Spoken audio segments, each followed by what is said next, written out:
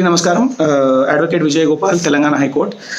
Rowdy sheet గురించి చాలా మందికి తెలియని విషయాలు కొన్ని ఉన్నాయి, అందుకని అది చెప్దామని వీడియో చేస్తున్నాను. ఎందుకంటే ఈ మధ్య నా దగ్గర ఒక 75-year-old మనిషి పైన రౌడీ షీట్ ఉందని చెప్పేసి ఒక కేసు రావడం జరిగింది.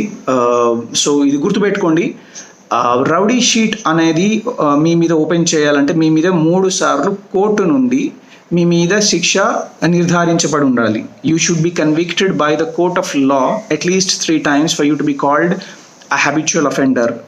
సినిమాలలో వాడే పదాలు రౌడీ, గూండా, నీచుడు, కిరాతకుడు, దుండగుడు అనేటివి. చట్టంలో అట్లాంటి పదమే తప్పు. రౌడీ హ్యాబిచువల్ అఫెండర్ అన్న ఒక లిస్ట్ ఉంటుంది, అందులో మీ పేరు ఎక్కియాలంటే మీకు 3 సార్లు కోర్టు నుండి కన్విక్షన్ అయ్యి ఉండాలి.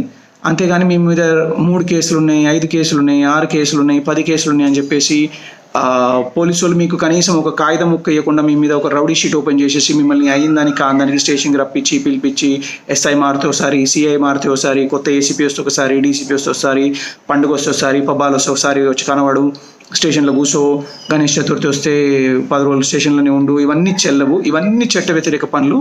ఇప్పుడు నేను చేసిన ఒక కేసులో మనిషి మీద 6 కేసులు ఉన్నాయి. ఆ రౌడీ షీట్ని కూడా స్టే చేసింది హైకోర్టు. అలాగే ఆ రౌడీ షీట్ని కూడా కొట్టేస్తారు. ఇంకొక విషయం, మిమ్మల్ని రౌడీ షీట్ అన్నారంటే సమాచార చట్టం హక్కు కింద ఒక దరఖాస్తు పెట్టుకొని మీ మీద ఏ కారణం వల్ల రౌడీ షీట్ ఓపెన్ చేసిరో అనేది ఒక 10 రూపాయలు పెట్టి ఒక దరఖాస్తు పెట్టుకోండి. అందులో కారణాలు వెల్లడించి మీ మీద ఎన్ని కేసులు ఉన్నాయో కూడా చెప్పకుండా రౌడీ షీట్లు ఓపెన్ చేస్తున్నారని కూడా తెలుస్తుంది. సో అట్లా ఉండొద్దు.